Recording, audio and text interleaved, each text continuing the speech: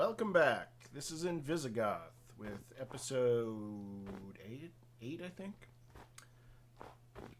of my Let's Play of Minecraft Custom Map Mini Territory Xmas Special 2012. Off camera, I used some bone meal to grow some potatoes and harvested those and replanted them.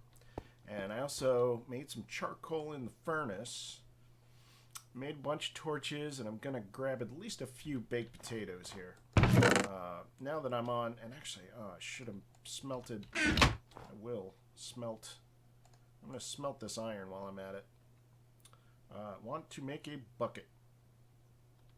So let's get rid of that, put that in there, grab these. 8 baked potatoes is actually roughly equivalent to 37 watermelons. So let's see. I want to get these guys. I'll actually. Normally I would just go with the iron tools, but there's just so many uses for a bucket that I just got to do it. And I hate using wood to create. I've got a lot of potatoes I could put in the furnace if I had better fuel options. Maybe this is a good time to go ahead and use the saplings. They're really inefficient as fuel, but it's basically free, so what the hell. Boy, that's not even going to be... Wow, 2 saplings per potato is essentially what I'm looking at here. Oh well, that's something. Anyway, got my potato farm going, got a few baked potatoes rocking. Actually not a bad setup. I don't know if I've mentioned this. Well, I guess I did mention it. So that's going to be dungeon number 2 or area number 2, which is going to have the second wool chest. I actually don't know where area number 3 is yet. Maybe it's inside of one of these. Sometimes you'll go to the first area and that will have a pathway to the second area. In the larger super hostile maps, you'll actually have intersections. So you'll start out in one area, you'll venture into an intersection, and then that leads into 3 different areas. And then from there, one of those 3 areas may head to a second intersection, and that'll branch into 3 more, and so on. So let's see. I want to move my water source. And this is very nitpicky, but I do want... I definitely want well-irrigated farmland here. And so I'm going to move this guy over 1 block. I'm going to put a block on top of it. Doesn't matter. And thankfully, torches do not melt snow. They melt ice, but they won't melt snow. So I should be good to go. That should... Well, if I put my torch here, I think that should never freeze into ice. And if I was... You know what? Here. The smarter way to do this is to use the old half slabs. These guys here. There's some really cool things you can do with the old half slabs.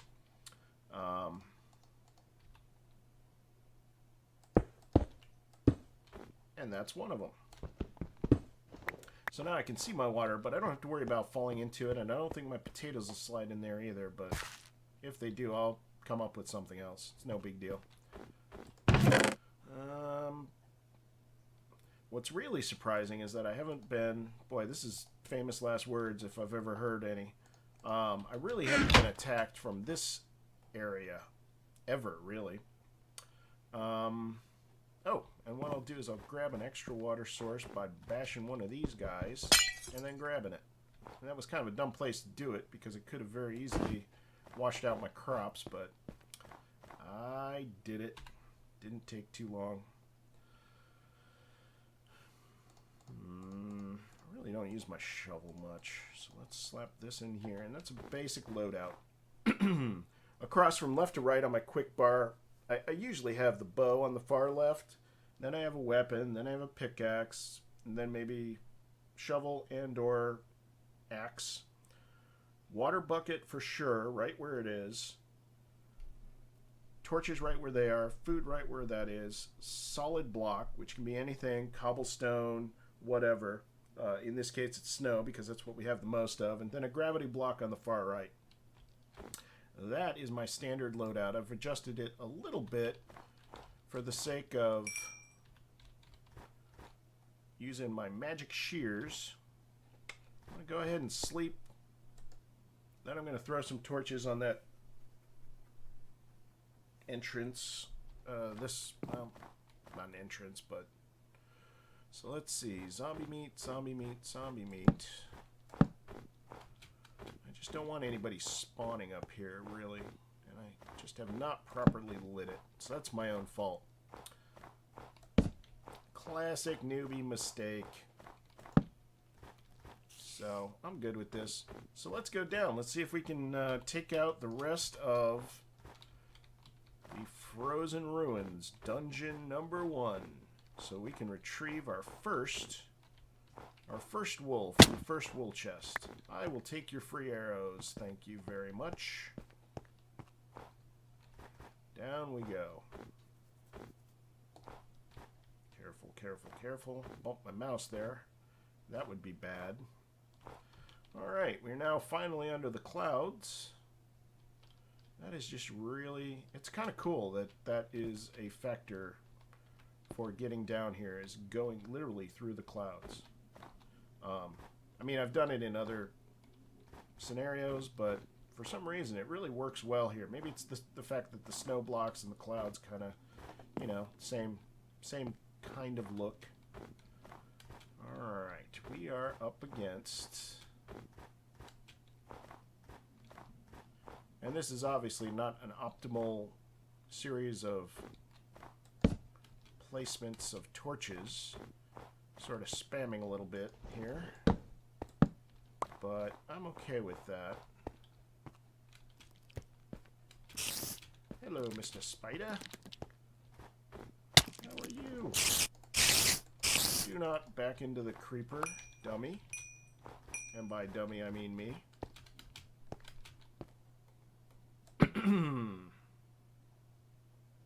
Sorry, again, I know I'm whipping around. I'm trying to get used to not swinging my perspective around drastically. I know it looks real choppy on the old YouTube, so... damn it. I really have to take these guys out. I'm going to try and be a little more smooth in my operations. Hey. God damn it. Both these guys at once is not cool. Arg. Alright. The old bum rush. The fact that one of you is stuck is just fine by me. Yeah, this will work just fine. Just fine. Hey, fuck you. You want to get killed? Come over here. I'll do it. I'll take you out. You gotta be put down. You're a menace to society. Free arrows. Liking that. 43 arrows. I guess killing all those skeletons was worth it. After all. Let's go with Bane of Arthropods to kill this guy. He's not even hostile. Alright, dude. Live and let live, but do not... You know, I have to kill him. Yeah, I was afraid of that. If a spider is non-hostile because he's out in the daylight, and then he walks just randomly into a dark area, he will turn hostile. Again, I know a lot of you guys know this, but it's just one of those things that you kind of got to account for. Really?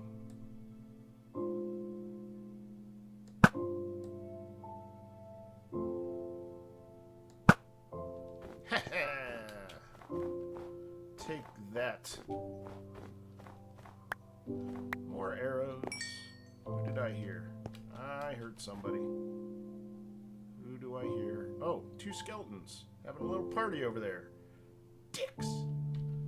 Alright. Wanted to go over here anyway. I'm going to hit the perimeter. Slap down some torches. Keeping an eye out for bad guys. They may be spawning here just because it's not well lit. They may also be spawning here because there's a hidden spawner somewhere. Never want to assume that there isn't.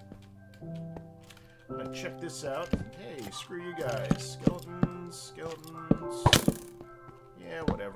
I don't care. Oh, that was a little further a drop than I wanted. Really? I don't think so. I do not think so. How about we do this? You eat that, and I stick an arrow in your face. Yes. Oh, bastard. I don't like your spam. I don't like your face. I don't like you putting arrows in my butt. Alright. I don't like the cut of your jib. Now we are within shooting range of the old chest. Got a chest over there. Definitely have to really be careful. Oh, here we go. Alright, that is great. It's actually good to know about. Oh, don't do that. Do this. Don't do that. Do this. Get out here. Run like hell. Don't let the creeper sneak up on you. And off we go. So, not a bad series of events. Come here, creepy crawler. You need to get killed. And I am just the guy to do it. Boom! Critical there. Shit, still didn't take it down to 3. Oh well. A lot of guys that do this very seriously will count the hearts. And I guess I know that certain weapons do a certain amount of hearts, and it's important to know the differences. And there's actually a really great video by another Let's Player whose name is Rock and Roll for Life. It's a really good video that shows all the different weapons, and how many hearts they do, and, you know, in which situations would a, let's say, an enchanted wooden sword is sometimes better than an unenchanted iron sword, and things like that. So I'll put a link to Rock and Roll for Life's Let's Play series. He also does Let's Plays for Super Hostile Maps, I should have said. And,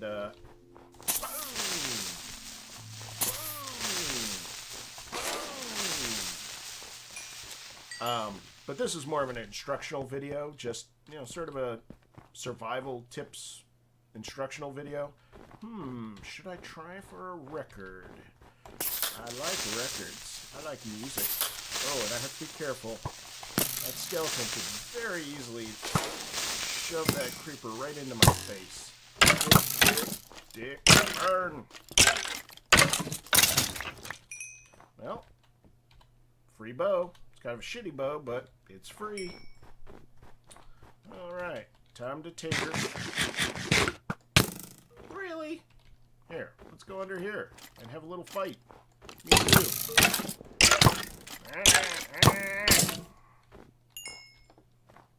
Dead. Alright, enough messing around. Let's get up in here. It is time to demonstrate dominance of the area. Really? This is going to be a little tricky.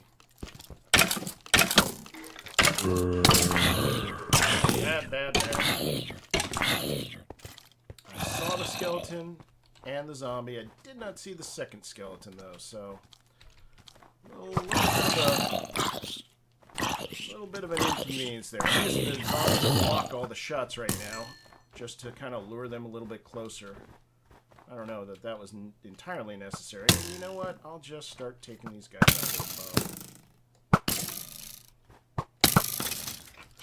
Well, that hurt, but I guess it's reasonable. Okay,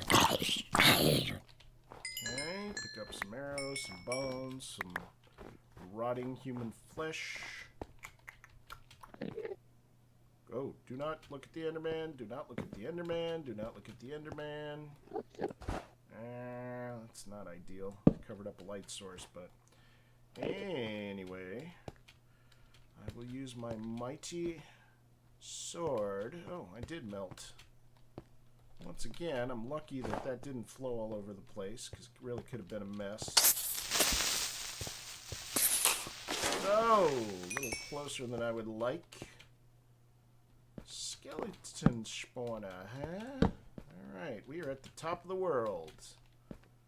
Well, I can't see. We're probably not at the top of the world. Hey! God damn it.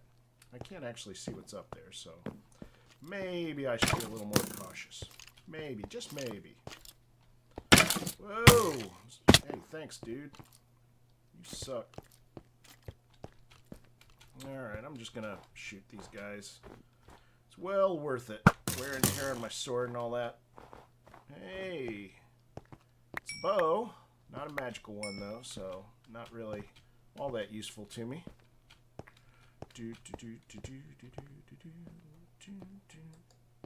Fuck!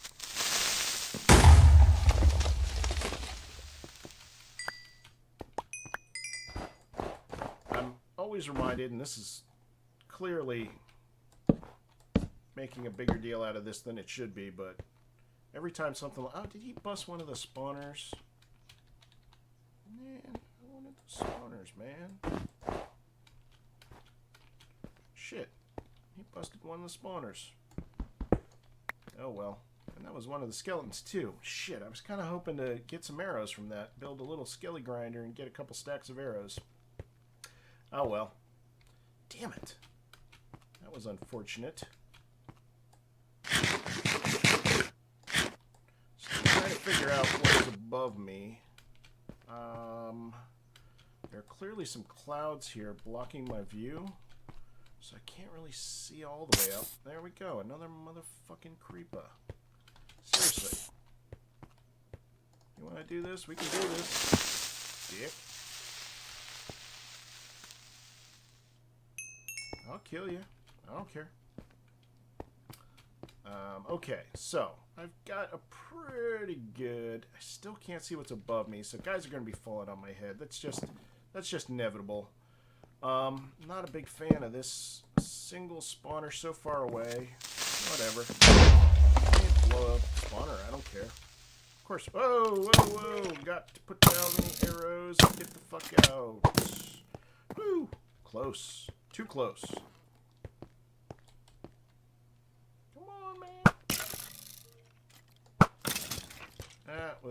That was not cool. That, by the way, spooky sound. That, by the way, is just another reason why you put down a few more torches than you might need.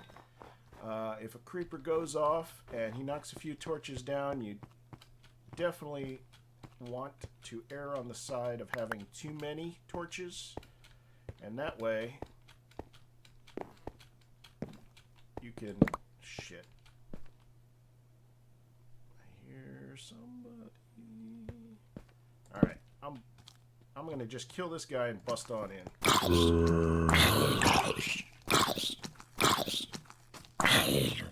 I thought when Andrew was talking about presents, he just meant the chest, but I guess he built a present of wool around the chests. Don't look at the Enderman. Don't look at the Enderman. God damn it. And the reason these guys put a little sort of protective box around the chest that has the wool is because you don't want a creeper going off and blowing up all your wool. They completely down.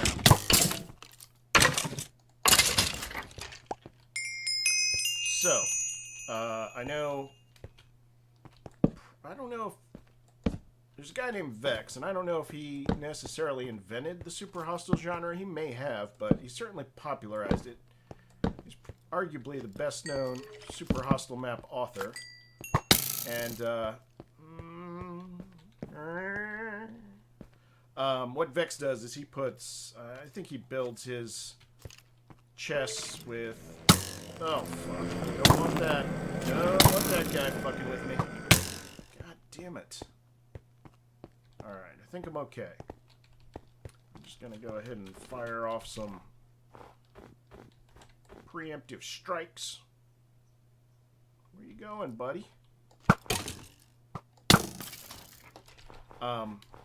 He builds little boxes around his chest. I think he uses brick and glass and glowstone, so it's really well lit.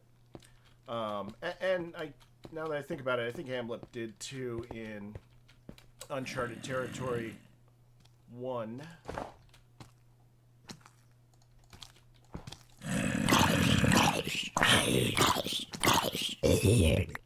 But of course, a giant Christmas present is totally along the lines of the theme of this map, so it's pretty cool. I'm digging it.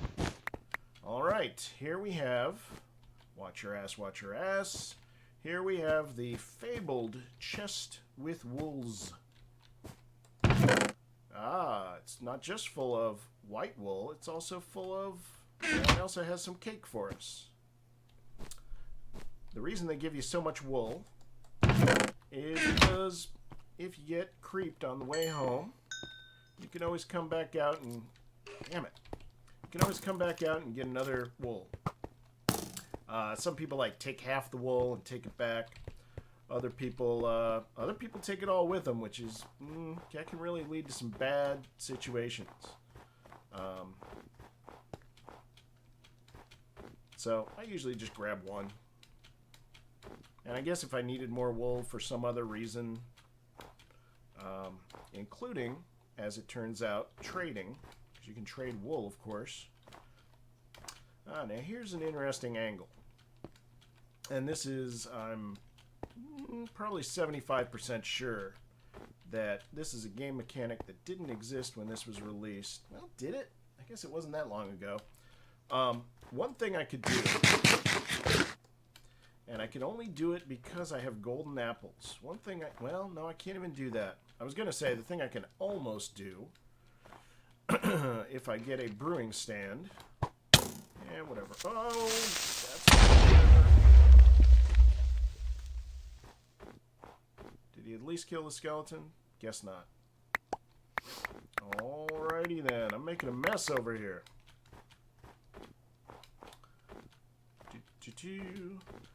If you can somehow scrounge up a potion of weakness. Damn it. If you can scrounge up a potion of weakness, you can heal a zombie. You can actually cure a villager zombie, specifically, of its zombieism. And then you could actually trade with that villager. That is really going pretty far afield. I've done that on other super awesome maps when I was really hard up for materials. It's really the golden apple that brings it to have. So having a golden apple isn't a bad thing. They've been given out since the very beginning, though. Golden apples have been in the game a long time, and that means that people got used to that as a sort of super healing potion kind of thing. Something really, it really makes a big difference if you're hurting. I should actually, I never do actually use them. I usually keep them. I do that in a lot of games, though. I end up taking all the cool stuff and hanging on to it for whatever reason. Oh, there was 2 lime wool to get into. And you know what? We're approaching 25 minutes here. Again, a little bit long for the video, but technically speaking, we have achieved 1/3 of our goal. So I'm going to go ahead and carefully creep over to the wool monument. Where is he? I hear you, but I don't see you. I hear you. Is he down in the hole I dug? I think he might be. Hello? Hello? Magical bow as well. Oh well, didn't get it that time. Shit, don't do that. Yes, I did get it. Awesome! Power 2. I like that. Nice. These rare drops from mobs, especially the skeletons with the arrows, that's pretty sweet. Especially, again, in a map where you don't have much in the way of resources. I can't enchant anything yet, so this is literally the only enchanted things I will get at this point are things that Amlup, as the map maker, provides to me.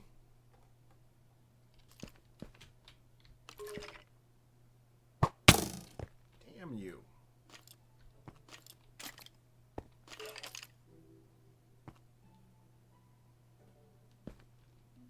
Let's do this.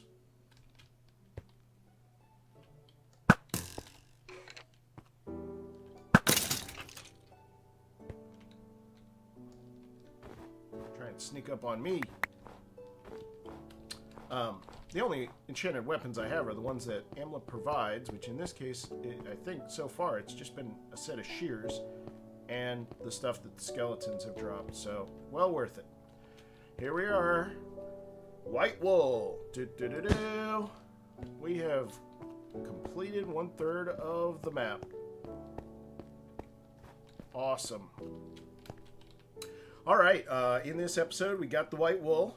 So that's cool. Kind of showed you what it is. It's kind of an arbitrary thing. I mean, it's just a MacGuffin. It's just the thing you have to go get, and it's not important that it's wool, but it is important that you kind of make the journey to get it and fight your way to that goal, and then be able to bring back sort of the trophy showing you've overcome that obstacle. And you know, it's not really the thing itself, it is the journey. So in the next episode I will definitely go down into Dungeon 1. I saw at least one other chest in there. I want to get that stuff. Probably something useful in there. If I'm very lucky, it'll be maybe some nice armor. I guess I didn't look to see. My armor's just about gone already. So that was quite a battle. I took a lot of damage there, but you know, it is what it is. So next time I'll go down, I'll clean out dungeon number 1, get everything that is not nailed down that could possibly be of use to me. I may do some of that off camera. But we definitely want to get anything in dungeon 1 that might be useful moving forward. Once we've cleared it out, once we've made it safe, bring all that stuff back to base, and then we just forget about dungeon 1 entirely and move on to dungeon 2. So, we'll look forward to that. Thank you very much for watching. Really hope you enjoyed this. Please let me know your thoughts, your suggestions. I'd love to hear your comments. Please subscribe or like if you enjoy the videos. Thanks again, and we'll see you next time.